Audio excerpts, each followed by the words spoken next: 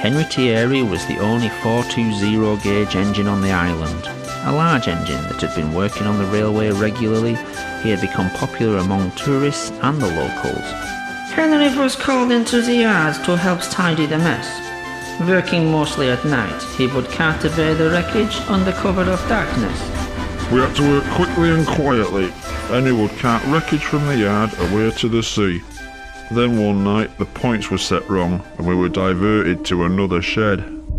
Henry had inadvertently been sent to shed number 17, where Thomas had been biofused into a tank engine and had subsequently been declared out of bounds. It was dark and these sheds all looked the same. I unlocked the doors and Henry rolled in.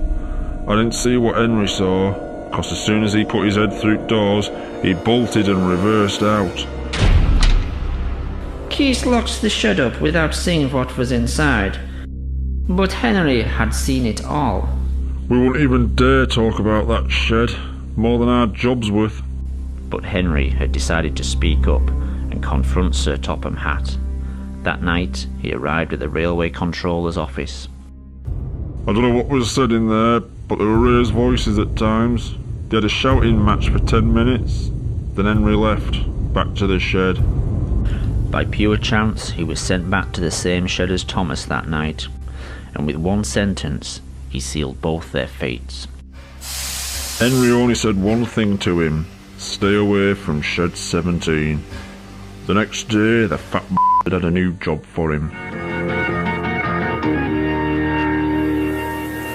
The Flying Kipper route ran through the night, delivering fish from the docks to the mainland, across the highest altitude line in the country.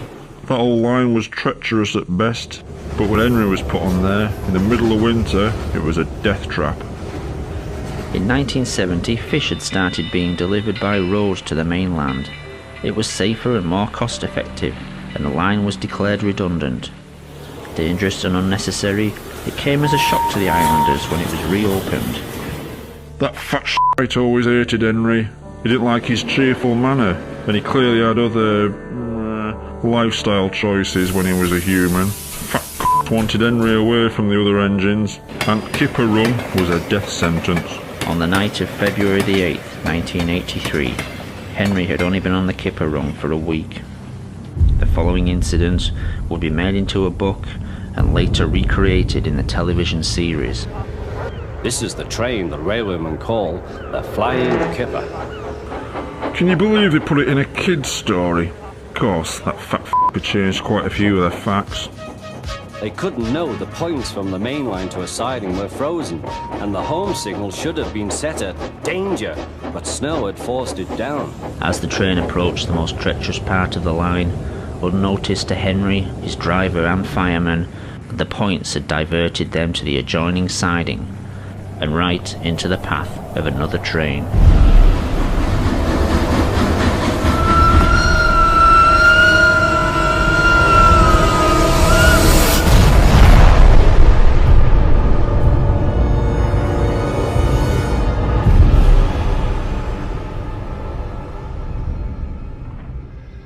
Henry's driver and fireman had jumped clear before the crash.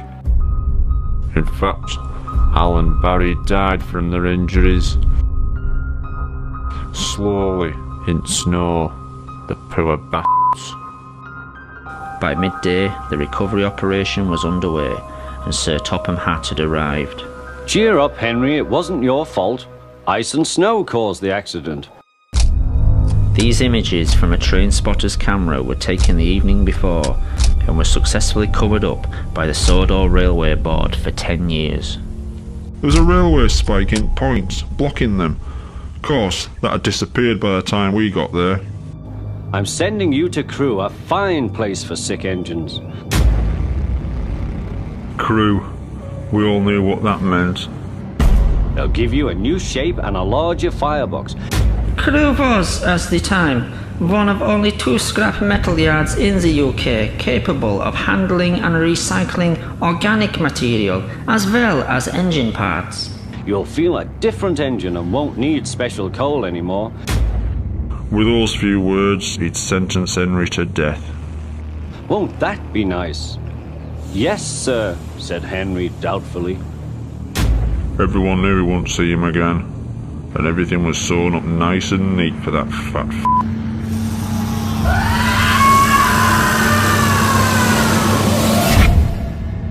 As news got out